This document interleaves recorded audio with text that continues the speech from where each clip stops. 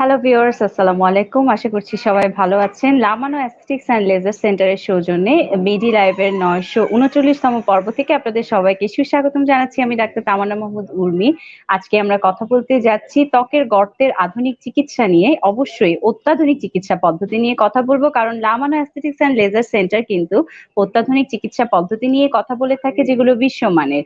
তাদেরকে ধন্যবাদ জানাচ্ছি। আমাদের আজকের পর্বের সঙ্গে রয়েছে এবং আমাদের সাথে এই বিষয় নিয়ে কথা বলার জন্য ডাক্তার মোহাম্মদ রায়হান হোসেন রয়েছেন। তাকে সুস্বাগতম জানাচ্ছি আমাদের আজকের পর্বে। তিনি কিন্তু লামানো অ্যাস্থেটিক্স অ্যান্ড লেজার সেন্টারে অ্যাস্থেটিক ডার্মাটোলজিস্ট ও লেজার স্পেশালিস্ট হিসেবে কর্মরত আছেন। ডক্টর রায়হান, আপনাকে স্বাগতম জানাচ্ছি আমাদের আজকের পর্বে। আশা করছি ভালো আছেন। ধন্যবাদ ডক্টর উর্মি। লামানো এবং মেডিটক ডিজিটালকে ধন্যবাদ এই প্রোগ্রামটি অ্যারেঞ্জ করার জন্য। অ্যাকচুয়ালি এই টপিক নিয়ে অনেক বেশি কোশ্চেন আসছিল, সেই জন্য আমরা ভাবছিলাম যে আরেকটি লাইভ আমরা করতে পারি, যেটাতে হচ্ছে অ্যাকনি স্কার হোক বা যে কোনো কারণে ত্বকে যে গর্ত বা ক্ষত তৈরি হয়, সেই স্কারের ট্রিটমেন্ট আমরা কিভাবে করতে পারি সেই সংক্রান্ত বিস্তারিত জানার চেষ্টা করবো আজকে। অবশ্যই। এবং সুপ্রিয় দর্শক, আমরা জানি আপনাদের প্রশ্ন আছে এবং এটাও জানি যে সাথে আছেন। আপনারা জানেন যে আমাদের কমেন্ট বক্স ওপেন আছে। সুতরাং আপনাদের যে কোনো জিজ্ঞাসা, এই ত্বকের দাগ সংক্রান্ত, গর্ত সংক্রান্ত যে কোনো জিজ্ঞাসা আমাদের কমেন্ট বক্সে রাখতে পারেন। ফেসবুক, ইউটিউবে আমরা রয়েছি লাইভে। সুতরাং আপনারা সাথে থাকুন এবং শুনতে থাকুন আমাদেরকে। খুবই ফলপ্রসূ একটি আলোচনা উপহার দেওয়ার চেষ্টা করছি। প্রথমেই জানতে চাইবো ডক্টর রায়হান আপনার কাছে যে ত্বকে দাগ বা স্কার, এগুলোর আসলে কারণ কি কি হতে পারে সে বিষয়ে একটু শুনি। ত্বকে সাধারণত এই যে গর্ত তৈরি হয় বা স্কার তৈরি হয়, সেটা অনেক কারণে হতে পারে। সবচেয়ে বেশি কমন যে কারণগুলো নিয়ে আমাদের কাছে রোগীরা আসেন, সেটা হচ্ছে অ্যাকনি বা ব্রণের কারণে। দীর্ঘদিন ত্বকে যে ব্রণ ছিল, সেই ব্রণটা একটা প্রদাহ তৈরি করেছে, ব্রণ হয়তো ভালো হয়ে গিয়েছে, কিন্তু তারপরে যে ক্ষত বা স্কার তৈরি হয়েছে, সেটা একটা অন্যতম প্রধান কারণ। তার পাশাপাশি হচ্ছে সার্জিক্যাল স্কার, যেটা হচ্ছে অপারেশন থিয়েটারে অনেক জায়গায় কাটাছেঁড়া হয়ে থাকে, সেই জায়গাগুলোতে কিন্তু পরবর্তী সময় হিলিং হওয়ার পর একটা স্কার তৈরি হয়ে যায়। এছাড়াও আরো কিছু ভাইরাল ডিজিজ হতে পারে, সেটা চিকেন পক্স বা অন্যান্য কোনো ইনফ্লামেটরি বা কোনো কারণে কোনো জায়গায় ট্রমা হয়েছিল, ইনজুরি হয়েছিল, সেই ইনজুরিটা একসময় ভালো হয়ে গিয়ে সেই জায়গায় কিন্তু এক ধরনের ক্ষত তৈরি হয়ে থাকে। সাধারণত এইসব কারণগুলো নিয়েই বেশিরভাগ ক্ষেত্রেই ত্বকে গর্ত বা স্কার তৈরি হয়, যেগুলো আমরা প্রতিনিয়ত ট্রিটমেন্ট করে থাকি। আচ্ছা, একটা প্রশ্ন আমার মনে জাগে, যে সেটা হচ্ছে যে স্কার ঠিক আছে, গর্তগুলো কি করে হয়? এই গর্তগুলোর কারণটা কি? সাধারণত আমাদের ত্বকে আপনি জানেন যে কোলাজেন নামে একটি টিস্যু আছে, যেটা হচ্ছে আমাদের শরীরের ত্বকের জন্য অন্যতম গুরুত্বপূর্ণ একটি কোষ, যেটা হচ্ছে ফাইব্রোব্লাস্ট। এই ফাইব্রোব্লাস্ট গুলোকে কিন্তু এই কোলাজেন গুলো ধরে রাখে। আপনি দেখবেন যে একটা ইটের ওয়ালে একটা ইটের সাথে আরেকটা ইটকে কিন্তু সেটা ইট যে সিমেন্ট এবং বালি দিয়ে যেভাবে স্টিক করে রাখা হয়, একটার সাথে একটা লেগে থাকে, ত্বকেও কিন্তু এই কোষগুলোকে, কোষের মাঝখানে মাঝখানে কোলাজেন এসে সেগুলোকে ধরে রাখে। তো কোনো কারণে যদি ত্বকে প্রদাহ তৈরি হয়, কাটা ছেঁড়া হোক, সেটা অ্যাকনির কারণে হোক বা ভাইরাল যা যা আমি বললাম, সে যে কোনো একটা কারণ যদি ত্বকে তৈরি হয়, এরপরে যেটা হয় যে এই কোলাজেন গুলো ভেঙে যায়। যখনই কোলাজেন গুলো ভেঙে যায়, ভেঙে যাওয়ার পরে সে জায়গায় যখন নতুন করে কোলাজেন তৈরি হয়, যেহেতু এটা ইনজুরি ছিল, মানে এটা কোনো প্ল্যান্ড ইনজুরি না, আনপ্ল্যান্ড হওয়ার কারণে কোলাজেন যখন নতুন ভাবে তৈরি হয়, তখন খুব এলোমেলো ভাবে তৈরি হয়। এবং এই এলোমেলো ভাবে কোলাজেন গুলো তৈরি হওয়ার কারণেই কিন্তু এই ধরনের গর্তগুলো তৈরি হয়ে থাকে। যদি সেটা প্ল্যান্ড হয়ে থাকতো তাহলে কিন্তু হিলিংটা খুব ভালো হতো, কিন্তু যেহেতু এটা প্ল্যান্ড ইনজুরি না, কোনো একটা কারণে অপ্রত্যাশিত কোনো একটা ভাবে হয়েছে, ঠিক কোলাজেন প্রোডাকশনটা অপ্রত্যাশিত হয়। সেই ক্ষেত্রে এই কোলাজেন গুলো যখন ব্রেকডাউন হয়, সেই স্কিনের নর্মাল স্ট্রাকচার চেঞ্জ হয়ে সেটা একটু ভিতরে ঢুকে যেতে থাকে আর কি। এবং সেখানে টিস্যুগুলো ফাইব্রাস টিস্যু দিয়ে রিপ্লেসড হয়, যেটা হচ্ছে ভিতর থেকে টেনে ধরে, এবং এই টেনে ধরার কারণে কিন্তু গর্তগুলো তৈরি হয়। গর্তগুলো আসলে মোটেই ভালো জিনিস না। অপ্রত্যাশিত ভালো জিনিস পেলে আমরা খুব খুশি হই। অপ্রত্যাশিত খারাপ জিনিস আসলে খুব বেশি খুশি রাইট। করতে পারে না আমাদেরকে। তো এই গর্তগুলোর অবশ্যই অত্যাধুনিক চিকিৎসা পদ্ধতি সম্পর্কে শুনবো আপনার কাছ থেকে। তার আগে জানতে চাই, কোনো হোম রেমেডি আছে কিনা? অনেকেই কিন্তু ডক্টরের কাছে না গিয়ে হোম রেমেডির একটা চেষ্টা করে থাকেন। আদৌ কোনো বৈজ্ঞানিক হোম রেমেডি আছে কিনা? হোম রেমেডি আছে কিছু, সেটা সীমিত পর্যায়ে। তবে সবসময় খেয়াল করতে হবে যে ত্বকে যে গর্ত তৈরি হয়েছে, সেই গর্ত তৈরিটা যত দ্রুত চিকিৎসা করা যায় তত ভালো রেসপন্স আসে। সেটা হোম রেমেডি হোক বা ডক্টরের কাছে গিয়েই হোক না কেন, যখনই ত্বকে কোনো একটা কারণে ক্ষত তৈরি হলো বা স্কার তৈরি হলো, সেটা যদি তৈরি হওয়ার ঠিক 2 থেকে 3 মাসের মধ্যে যদি চিকিৎসাটা শুরু করা যায়, তাহলে কিন্তু তার রেসপন্স খুব ভালো আসে। 100% রেসপন্স রেট আমরা বলে থাকি। কিন্তু যখনই হচ্ছে সেটা পুরাতন হতে থাকে, অনেকদিন চলে গেল, কয়েক মাস কয়েক বছর ধরে সেই ক্ষতটা ত্বকে রয়ে গিয়েছে কিন্তু চিকিৎসা করা হয়নি, সেক্ষেত্রে কিন্তু চিকিৎসা করা ডিফিকাল্ট। হোম রেমেডি কিন্তু খুব একটা কার্যকরী হবে না। আরেকটা বর্ডার লাইন আছে, যেতে আমি ক্লিয়ার কাট বলতে চাই যে কারো মুখে ধরেন একটা গর্ত বা স্কার আছে যেটা হচ্ছে দূর থেকে দেখা যায়, বা কাছে গিয়ে মানে একটু দূর থেকেই ভিজিবল হয় যে ত্বকের গর্তটা খেয়াল করা যায়। এই ধরনের ত্বকের গর্ত সেটা কিন্তু গ্রেডিংটা একটু বেশি থাকে। আমরা সেটাকে খুব বৈজ্ঞানিকভাবে বিশ্লেষণ করতে গেলে বলতে পারি যে 50 সেন্টিমিটার দূর থেকে যদি কোনো একটা ত্বকের গর্ত দেখা যায় এবং আমরা যখন এই চামড়াকে এরকম স্ট্রেচ করি তখন যদি সেই গর্তটা নরমাল হয়ে যায়, সেটা কিন্তু হোম রেমেডিতে ট্রিটমেন্টের রেসপন্সটা ভালো আসবে, সম্ভাবনা থাকে। কিন্তু যেই ধরনের স্কার গুলো হচ্ছে আপনার এই ধরনের স্ট্রেস করলে নরমাল হয় না এবং গর্তগুলো বড় সাইজের এবং বেশি দিন ধরে ছিল, সেগুলো কিন্তু হোম রেমেডিতে কাজ করবে না। হোম রেমেডির মধ্যে খুবই গুরুত্বপূর্ণ হোম রেমেডির মধ্যে অন্যতম প্রধান হচ্ছে গিয়ে দৈনন্দিন যে স্কিন কেয়ার রুটিন সেটা সে ফলো করছে কিনা। যদি তার ফেসটা রেগুলারলি ক্লিন করে প্রপার ক্লিনজার দিয়ে, তার ফুড হ্যাবিটটা যদি খুব ভালো হয়, সেখানে যদি গ্রিন লিফি ভেজিটেবল থাকে যেটা অনেক বেশি ভিটামিন সমৃদ্ধ, তার পাশাপাশি যদি সে ভিটামিন সি সেরাম ইউজ করে থাকে, ভিটামিন এ ডেরিভেটিভস কিছু আমরা ক্রিম বাজারে প্রচলিত আছে যেটা হচ্ছে ট্যাজারোটিন, আইসোট্রিটিন বা হচ্ছে ভিটামিন এ রেটিনল বলি আমরা এই ধরনের ক্রিমগুলোকে, সেটা অনেকগুলো স্ট্রেনতে থাকে 0.05, 0.1, 0.3 এই ধরনের কিছু ক্রিম পাওয়া যায়। সেগুলো হচ্ছে আপনার এই ধরনের ত্বকের গর্ততে যদি আমরা ব্যবহার করি সেক্ষেত্রে কিন্তু এই গর্তগুলো ভরাটের কাজে সে অনেকাংশেই সাহায্য করে থাকতে পারে। কিন্তু সেটা অনেক দীর্ঘমেয়াদী চিকিৎসা, প্রায় হচ্ছে 9 মাস থেকে 12 মাস পর্যন্ত লেগে যায় এই ধরনের চিকিৎসার রেসপন্সটা পেতে হোম রেমেডিতে।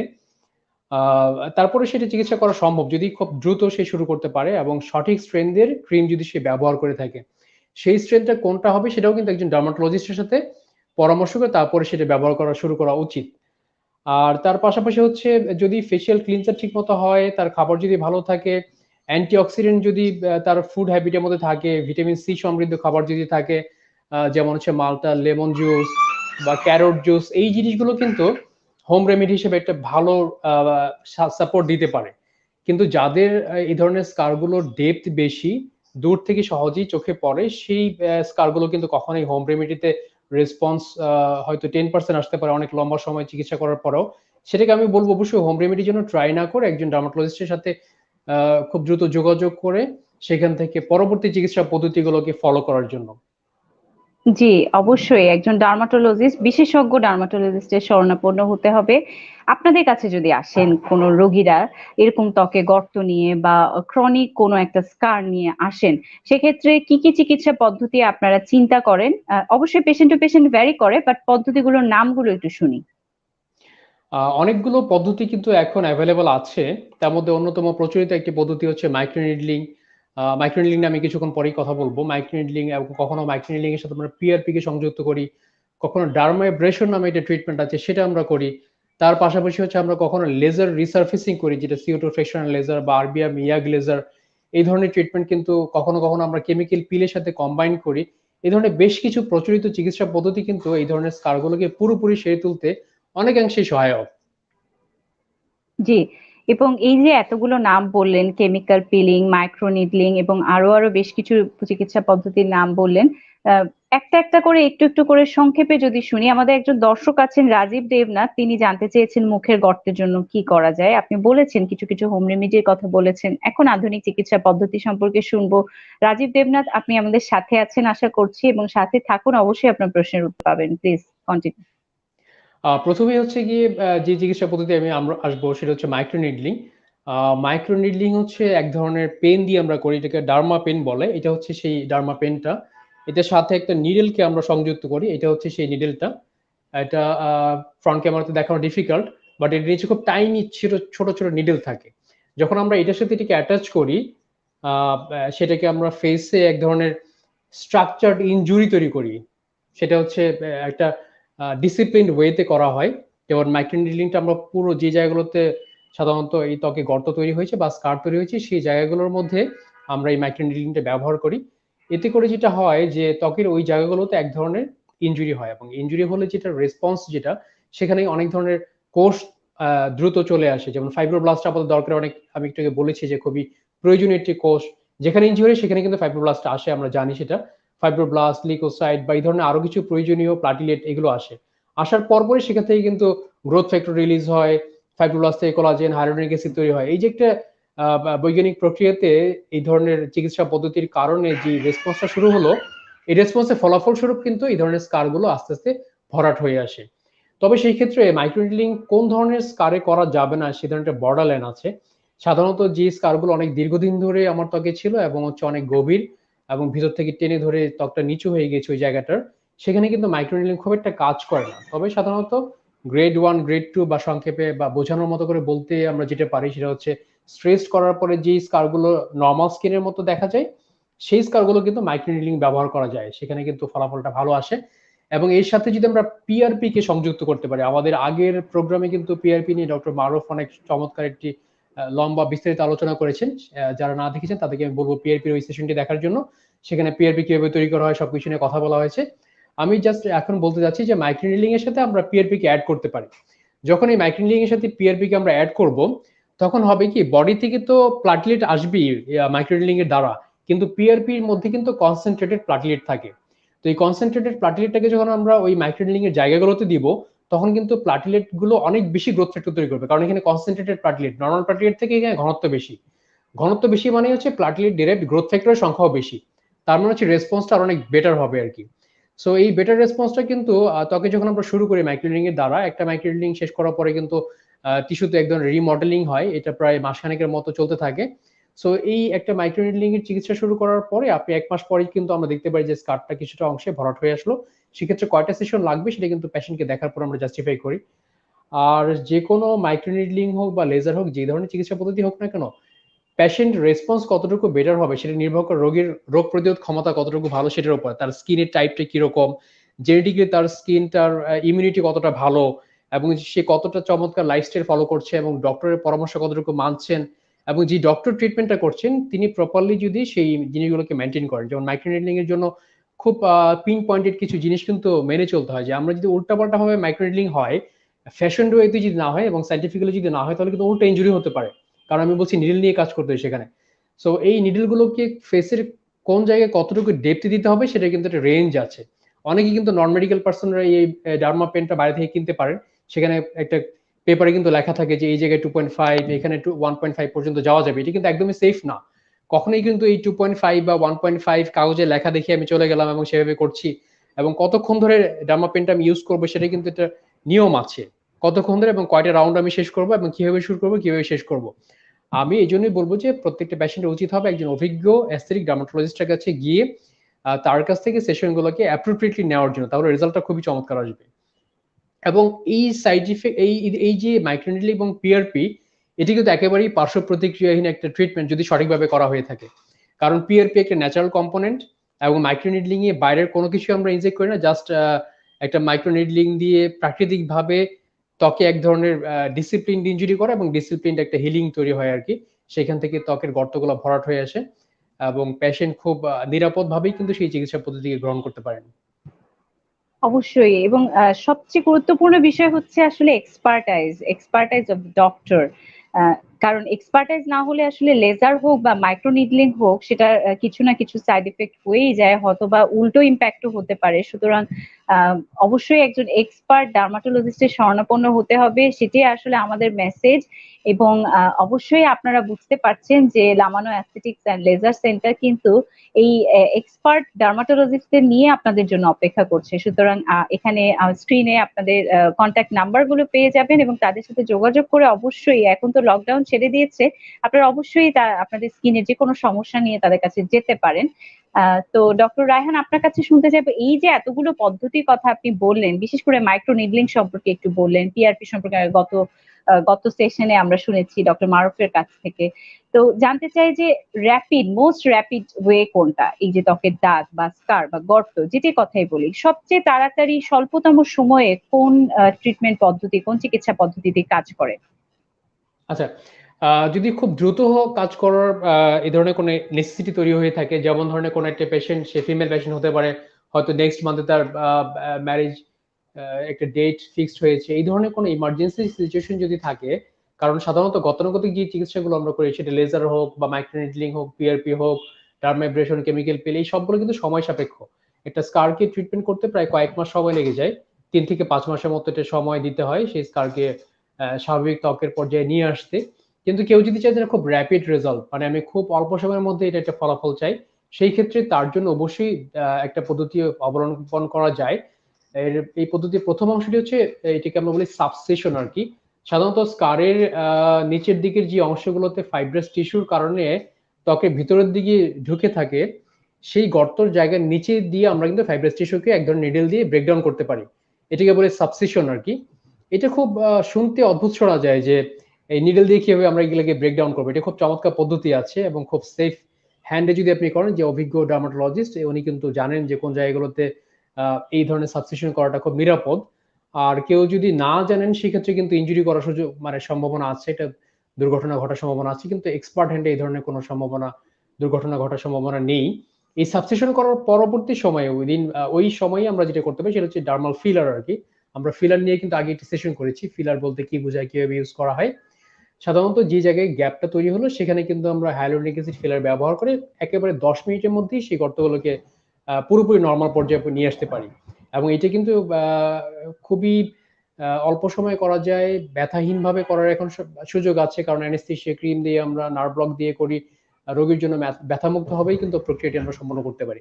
পুরো প্রক্রিয়া সম্পন্ন করতে হয়তো সাবসেশন এবং এই ডার্মাল ফিলার পুরো প্রক্রিয়াটি করতে নেয়ার অ্যাবাউট 15 to 20 মিনিটের মধ্যেই কিন্তু আমরা এই স্কার বা গর্তের এই সমস্যার কিন্তু একটি খুব ভালো সমাধান দিতে পারি। যদি এটি একটু ব্যয় সাপেক্ষ, কারণ আমরা জানি যে হাইলোনিক অ্যাসিড ফিলার অনেক 1 ml ফিলার অনেক দামি।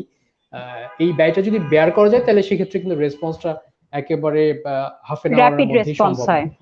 জি। ওকে, সো র‍্যাপিড রেসপন্স হলো, তারপরে সেই র‍্যাপিড রেসপন্সের আসলে লংজিভিটি কতক্ষণ, কতদিন? লংজিভিটি এটা ডেফিনেটলি একটু লঙ্গার পিরিয়ড অফ টাইম থাকবে, কারণ হচ্ছে যখন ডার্মাল ফিলার দিয়ে আমরা এই গর্তগুলোকে ফিল করি তখন কিন্তু সেই হাইলোনিক অ্যাসিড নিজে কিন্তু এক ধরনের নিউট্রিশাস কম্পোনেন্ট। এটা ওই জায়গাগুলোতে সে নতুন করে কোলাজেন তৈরি করার ক্ষেত্রে কিন্তু অনেক বড় একটা ভূমিকা রাখতে পারে, কারণ হাইলোনিক অ্যাসিডের কিন্তু একটা ভূমিকা আছে কোলাজেন তৈরি করার ক্ষেত্রে। সেই ক্ষেত্রে 1.5 ইয়ার পর্যন্ত কিন্তু পুরোপুরি সাপোর্ট দিবে পেশেন্টকে। 1.5 ইয়ারের পরে হয়তো আমাকে একটু কারেকশন করতে হবে, তবে সেই ক্ষেত্রে প্রথমবার কারেকশনে যতটুকু হাইলোনিক অ্যাসিড লেগেছিল তাতে কিন্তু অনেক কম লাগে পরের সেশনটাতে। আর ইন দ্য মিনটে আমরা পেশেন্টকে নিশ্চয়ই আরো কিছু মেডিকেশন দিয়ে দিব যাতে হচ্ছে এটার সলিউশনটা যেন পার্মানেন্ট হয়। সেটা পেশেন্টের সাথে আমরা কনসাল্ট করি, সেভাবে ওনাকে প্রিপেয়ার করে দিব। সো হোপফুলি লং টাইমের জন্য উনি সাপোর্ট পাবেন।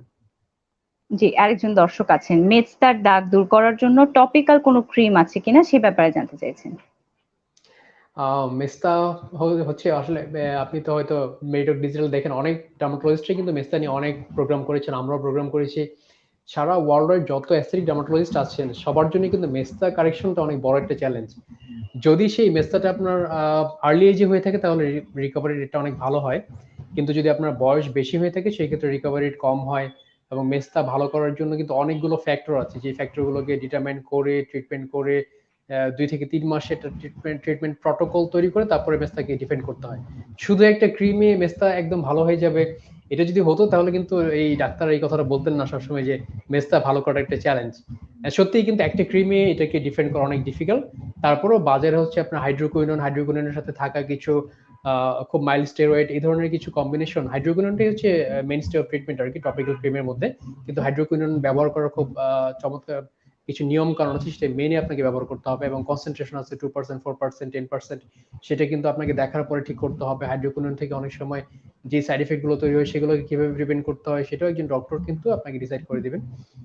তারপরেই কিন্তু আপনার শুরু উচিত হবে সেই ক্রিমটাকে ইউজ করা। এখন আমি নাম বলে দিলে আপনি ইউজ করার পরে কিন্তু বলবেন যে না ডক্টর এটা বললো আমাকে কিন্তু কাজ করে নাই, কেন করে নাই? সেটা তো সত্যিই আমি যা যা বললাম যে এই ফ্যাক্টরগুলোকে ডিটারমাইন করে আপনাকে প্রপারলি জাস্টিফাই করে তারপরে কোন ক্রিম লাগবে, হয়তো ক্রিম অথবা কেমিক্যাল পিলও লাগতে পারে বা লেজার লাগতে পারে বা খাওয়ার ওষুধ লাগতে পারে, এই অনেক জিনিস আপনাকে ফলো করতে হবে। তবে ক্রিমের মধ্যে হাইড্রোকুইনোন হচ্ছে মেলাজমা মেইনস্টে অফ ট্রিটমেন্টের একটা কম্পোনেন্ট আর কি। জি, অসংখ্য ধন্যবাদ। আমরা কিন্তু অনুষ্ঠানের শেষ পর্যায়ে চলে এসেছি। জানতে চাইবো যে এই যে এতগুলো চিকিৎসা পদ্ধতি, অত্যাধুনিক চিকিৎসা পদ্ধতির কথা আমরা জানলাম, এগুলো যখন নেবেন, যেটাই নিক একজন রোগী যখন এগুলো নেবেন, তারপরে ফলো আপের একটা ব্যাপার নিশ্চয়ই থাকে, অথবা কোনো ইনস্ট্রাকশন, স্পেশাল ইনস্ট্রাকশন নিশ্চয়ই থাকে, সে ব্যাপারে একটু শুনতে চাই। হ্যাঁ, ডেফিনেটলি আমরা একটা খুবই অন্যতম কার্যকরী একটা চিকিৎসা নিয়ে আসলে কথাটা বিস্তারিত হয়নি, সেটা আমি একটু কথা বলতে চাই। সেটা হচ্ছে সিউটোফ্র্যাকশনাল লেজার। ত্বকের যে স্কারগুলোর কথা এতক্ষণ ধরে আমি বলছিলাম, যে স্কারগুলো অনেক বেশি ডিপ হয়ে থাকে, গ্রেড 4 হয়ে থাকে, যেগুলো অনেক দূর থেকে চোখে পড়ে, মেকআপ করে সহজে দূর করা যায় না, স্কিনে এরকম স্ট্রেস করলে এই গর্তগুলো দূর হয় না, এই ধরনের গর্তগুলোকে কিন্তু মাইক্রোনিডলিং, পিআরপি, কেমিক্যাল পিল এগুলো কোনো কিছু করেই কিন্তু ডিফেন্ড করা যায় না, ট্রিটমেন্ট করা যায় না, মানে রেসপন্সটা ভালো আসে না আর কি। সেই ক্ষেত্রে কিন্তু আপনাকে লেজারে যেতে হবে, এবং লেজার দুই ধরনের লেজারই এই ধরনের ট্রিটমেন্টের জন্য অ্যাভেলেবল, সেটা হচ্ছে CO2 ফ্র্যাকশনাল লেজার, আর একটা হচ্ছে আরবিএম ইয়াগ লেজার। সাধারণত যেই ত্বকের গর্তগুলো যদি খুব বেশি ডিপ না হয়ে থাকে, মাঝারি পর্যায়ে, তাহলে কিন্তু আরবিএম ইয়াগ লেজারে খুব ভালো রেজাল্ট আসে। আর যদি বেশি ডিপার হয়ে থাকে, বেস্ট হচ্ছে CO2 ফ্র্যাকশনাল লেজারের। তো CO2 ফ্র্যাকশনাল লেজার যতগুলো স্কারের ট্রিটমেন্টের কথা আমি বললাম, তার মধ্যে বেস্ট হচ্ছে আপনার CO2 ফ্র্যাকশনাল লেজার, এবং সেটি কিন্তু গর্ত ছোট হোক বড় হোক সবগুলোর ক্ষেত্রে কিন্তু CO2 ফ্র্যাকশনাল লেজারটা সবচেয়ে বেশি কার্যকরী। কারণ হচ্ছে CO2 ফ্র্যাকশনাল লেজার দিয়ে ত্বকের মধ্যে এক ধরনের থার্মোলাইসিস, এক ধরনের প্রক্রিয়া, সেটা দিয়ে হচ্ছে খুব টাইনি পোর তৈরি করা হয় আর কি। যে জায়গাগুলোতে স্কার তৈরি হলো, সেই জায়গাগুলোতে যখন লেজার থেকে রেটা আসে, তার মেইন কাজ হচ্ছে যে অ্যাবনর্মাল যে কোলাজেন গুলো ছিল, মানে এলোমেলো কোলাজেন গুলো তৈরি হয়ে যে স্কারটা তৈরি হয়েছে, সেই স্কারের অ্যাবনর্মাল কোলাজেন গুলোকে গিয়ে ব্রেক ডাউন করা। কারণ হচ্ছে যে কোনো জিনিস আমি বিল্ড করতে যাব, সেটাকে আমাকে ব্রেক ডাউন করতে হবে, সেটাকে ভেঙে ফেলতে হবে। কারণ অ্যাবনর্মাল কোলাজেন গুলো ভেঙে ফেলার পরে সেই জায়গাগুলোতে যে স্পেস থাকে, ওই স্পেসে হচ্ছে নতুন করে ফাইব্রোব্লাস্ট আসবে, নতুন কোলাজেন আসবে, নতুন ইলাস্টিন আসবে, এসে হচ্ছে ত্বকের একটা চমৎকার রিসার্ফেসিং করবে, যেটা হচ্ছে আবার ত্বকটা নর্মাল যেরকম থাকে আর কি, গর্ত ছাড়া, সেই ধরনের একটা পর্যায়ে নিয়ে আসতে সাহায্য করবে এই লেজারটা। এবং এই লেজারের আরো অনেক, শুধু গর্ত ভরাটি না, আমরা যদি ফুল ফেসে যদি করতে পারি CO2 ফ্র্যাকশনাল লেজার, অ্যাবলেটিভ লেজারটা, তাহলে কিন্তু পেশেন্ট একদিকে রিসার্ফেসিং হবে, তার স্কিনটা সারফেসটা স্মুথ হবে, এই ধরনের গর্ত ছিল যেগুলো সেগুলো ভরাট হয়ে আসবে, স্কিনে কিন্তু একটা ইয়াঙ্গার লুক আসবে, ব্রাইটার লুক আসবে। এবং আগে যে স্কিনটা ছিল তার, এই ফ্র্যাকশনাল CO2 লেজার যদি প্রতি মাসে একটা করে প্রায় 4 থেকে 5টা সেশন যদি আমরা কমপ্লিট করতে পারি, তাহলে একদিকে তো তার স্কার দূর হবেই, তার পাশাপাশি কিন্তু সে বেনিফিশিয়াল অনেকগুলো এফেক্ট পাবে তার ফেসে, স্কিনটা আগে থেকে অনেক বেটার হবে। এবং সবগুলো সেশন যদি সে শেষ করতে পারে, তাহলে কিন্তু দেখে বোঝা যাবে না যে তার ফেসে কখনো এই ধরনের স্কার ছিল। সো ট্রিটমেন্টের মধ্যে সব থেকে কার্যকরী এবং সবথেকে স্থায়ী ফলাফল কিন্তু নিয়ে আসবে হচ্ছে আপনার এই CO2 ফ্র্যাকশনাল লেজার বা আরবিএম ইয়াগ লেজার। এবং শুনতে চাইছিলাম, ঠোঁট কালোর জন্য করণীয় কি, একজন দর্শক জানতে চেয়েছেন, রেখা আক্তার, কি বলবেন এই ব্যাপারে? ঠোঁট কালোর জন্য করণীয় হচ্ছে আসলে সবসময় খেয়াল করতে হবে যে কালো কি কারণে হচ্ছে আর কি। বেশ কিছু কারণে হচ্ছে আপনার ডার্ক লিপ হয় আর কি। তার মধ্যে অন্যতম একটি কারণ হচ্ছে অনেকেই লিপ লিকিং এর একটা অভ্যাস থাকে। আমরা জানি যে আমাদের টাঙের মধ্যে যে স্যালাইভা থাকে সেটা কিন্তু অ্যাসিডিক আর কি। সেটা যদি আমি ঠোঁটে দিয়ে ঠোঁটটাকে ভেজাই কিছুক্ষণ পর পর, তাহলে কিন্তু অ্যাসিড ঠোঁটে আসতেছে, সেটার পার্শ্ব প্রতিক্রিয়া হিসেবে কিন্তু তার ঠোঁটটা ডার্কার হবে, নাম্বার 1। তারপর হচ্ছে অনেকে স্মোকার থাকেন, যাদের স্মোকিং এর ব্যাড হ্যাবিট আছে, তারা কিন্তু কন্টিনিউয়াসলি ওই স্মোকিং এর যে বেস যেটা থাকে, বেসমেন্টটা, সেটা কিন্তু এক ধরনের টেম্পারেচার থাকে একটু, আপনি জানেন যারা স্মোকার তারা ভালো জানেন ওই জায়গাটা একটু গরম থাকে, এবং ওই ফিল্টারের গরমের কারণে কিন্তু সেই জায়গাটা একটু পুড়ে গিয়ে কালচে হয়ে যায়। এটা একটা অন্যতম কারণ। তারপরে আরেকটা কারণ হচ্ছে অনেকে অ্যাবনর্মালি জানেন না যে কি দিয়ে সেটাকে লাইটার করতে হবে ডার্কেনিংটা, তখন উল্টাপাল্টা কিছু ঔষধ ব্যবহার করার কারণে সেটা পার্শ্ব প্রতিক্রিয়া থেকে কালো হতে পারে।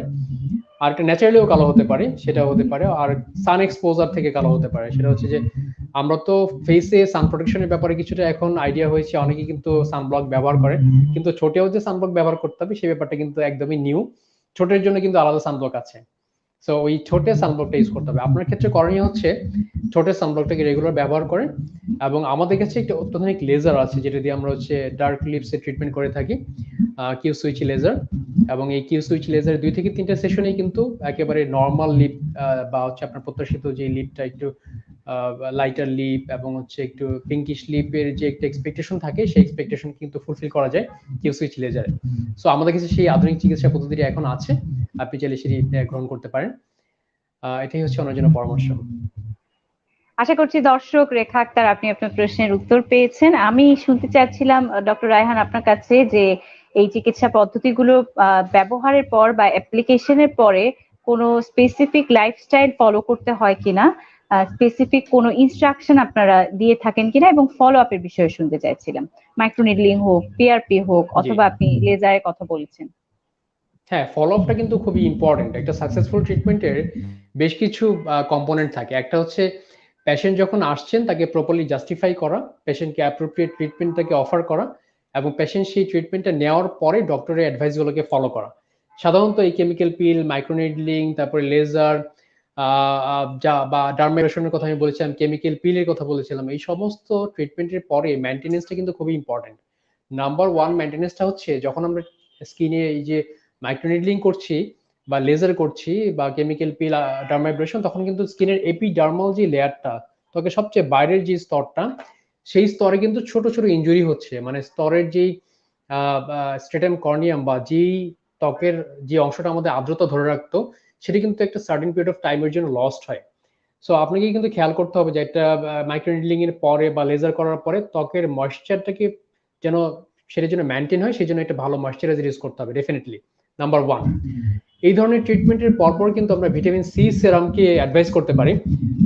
কারণ হচ্ছে ত্বকে যখন আমরা লেজার করি তারপরে কিন্তু ত্বকে এক ধরনের পোর তৈরি হয়ে থাকে, যে পোরগুলোর কথা আমি বললাম, যে সেখানে পরবর্তী সময়ে নানা ধরনের কোষ এসে একটু সেটাকে আপনাকে ইন্টারাপ্ট করি ডক্টর জি রায়হান, জি একটু আপনাকে ইন্টারাপ্ট করি। পোর্স এর কথা যেহেতু আসলোই, একজন জি। দর্শক কিন্তু পোর্স মিনিমাইজ করার জন্য কি করতে পারেন পরামর্শ চেয়েছেন, দিতে পারেন পরামর্শ? সাধারণত আপনার পোর যাদের ত্বকে তৈরি হয়, আমরা ধরেই নিই যে এটা একটা ওয়েলি স্কিন আর কি। ওয়েলি স্কিনই সাধারণত পোরগুলো ওয়াইডার থাকে, সবার ত্বকেই তো পোর আছে, এটা নর্মাল, পোর থাকাটাই নর্মাল, না থাকাটাই অ্যাবনর্মাল। এবং এই পোরের কাজই হচ্ছে এই পোরের সাধারণত চুলের গোড়ায় থাকে আর কি। এই চুলের গোড়ার ভিতর থেকেই হচ্ছে সেবাসিয়াস গ্ল্যান্ডের মাধ্যমে এক ধরনের তৈলাক্ত সেক্রেশন আসে। এটা এসেই কিন্তু আমার ত্বককে বা ত্বকের ময়েশ্চারাইজারটাকে সে মানে মেনটেন করে আর কি, এবং ত্বকের জন্য সেটা উপকারী। কিন্তু যাদের ক্ষেত্রে এক্সেসিভ ওয়েল প্রোডাকশন হয় আর কি, যাদের তেল তৈরি হওয়ার মাত্রাটা বেশি, তাদের ক্ষেত্রে হয় কি এই পোরগুলো দিয়ে বেশি বেশি ওয়েল সেক্রেশন হওয়ার কারণে যখন যে কোনো একটা ইলাস্টিক সাবস্টেন্স এর ভিতর দিয়ে যখন বেশি বেশি প্রেশারাইজ হবে জিনিসটা, তখন কিন্তু সেটা আস্তে আস্তে লুজ হয়। তো এই জন্যই কিন্তু ত্বকের যে পোরগুলো থাকে, এই পোর দিয়ে যখন অতিরিক্ত মাত্রায় তেল আসবে, ওই তেলের প্রেশারের কারণে কিন্তু পোরগুলো আস্তে আস্তে ওয়াইডার হতে থাকে, এবং বয়স হওয়ার কারণে কোলাজেন কমে যায়, ইলাস্টিন কমে যায়, তখন কিন্তু পোরগুলো আগের মতো মিনিমাইজ হয় না। একটা ইয়াং এজে 25 এজের একটা ছেলে বা মেয়ের ত্বকে ওয়েল প্রোডাকশন হওয়ার পরপর যেরকম ওয়েল ওই তেলের যে গ্রন্থি থেকে তেলটা আসে, সেই পোরগুলো কিন্তু আবার সুন্দর করে মিনিমাইজ হয়, কিন্তু এইজেড পেশেন্টদের ক্ষেত্রে মিনিমাইজ হয় না, আস্তে আস্তে পোরগুলো কিন্তু ওপেন হতে থাকে। সো আপনাকে সবার আগে ওয়েল প্রোডাকশনটা রেগুলেট করতে হবে, কি কারণে সেবাসিয়াস গ্ল্যান্ড থেকে বেশি বেশি তেল তৈরি হচ্ছে, সেই কজটাকে আইডেন্টিফাই করতে হবে। এবং সেই ওয়েল প্রোডাকশনটাকে কন্ট্রোল করার জন্য কেমিক্যাল পিল আছে কিছু, সেই কেমিক্যাল পিলকে ব্যবহার করতে হবে, একটা ভালো ক্লিনজার ইউজ করতে হবে। এই ক্লিনজার নিয়ে অনেক কোশ্চেন অনেক পেশেন্টের, আমি অনেকবারই বলেছি যে ওয়েল স্কিনের জন্য সবসময় স্যালিসাইলিক অ্যাসিড বা গ্লাইকোলিক অ্যাসিড বা বেঞ্জল পারক্সাইড এই ধরনের কম্পোনেন্ট আছে, এইরকম একটি ক্লিনজার ব্যবহার করতে হবে। এবং এই ধরনের ক্লিনজার গুলো সাধারণত দিনে আমরা দুইবার ইউজ করতে বলি, সকালে এবং রাতে অন্তত একবার ইউজ করা এবং রেগুলারলি ইউজ করা, এটা খুবই ইম্পর্টেন্ট। এই ক্লিনজারটা রেগুলার ইউজ করলে হয় কি, ত্বকের উপরে জমে থাকা অতিরিক্ত যে তেল থাকে সেটা কিন্তু ক্লিয়ার হয়ে যায়। এবং সেটা আরো একটি কাজ হচ্ছে, সে ওয়েল প্রোডাকশনটাকে একটু কমায়, রেগুলেট করে। আরো বেশ কিছু মেডিকেশন আছে, এবং এই পোরের জন্য কিন্তু লেজার আছে, ওপেন পোরের লেজার ট্রিটমেন্টে কিন্তু ওপেন পোরটা খুব চমৎকার কার্যকরী হয়। যেহেতু আমি বলেছিলাম যে লেজার যখন আমরা করি তখন কিন্তু সেই জায়গায় এক ধরনের পোর তৈরি হয়, সেখানে কোলাজেন, ইলাস্টিন এই ধরনের কম্পোনেন্ট গুলো আসে, এবং হচ্ছে এই হিলিংটা খুব ভালো হয়, তখন কিন্তু পোরগুলো আস্তে আস্তে ছোট হয়ে আসবে। এবং হচ্ছে এক সময় যদি সবগুলো সেশন আপনি কমপ্লিট করেন লেজারে, তখন কিন্তু এই ধরনের পোরগুলোকে আপনি দেখতে পাবেন এবং ভিজিবল থাকবে না, মানে নর্মাল পর্যায়ে আসবে আর কি। সো ওপেন পোরের জন্য ট্রিটমেন্টের মধ্যে যা যা আমি বললাম সেই জিনিসগুলো যদি আপনি খেয়াল করেন, তাহলে এই ক্ষেত্রে আপনি অনেকটা উপকৃত হবেন। ধন্যবাদ। একজন দর্শক আছেন, তার প্রশ্নটি নিয়ে আমরা শেষ করে দেব।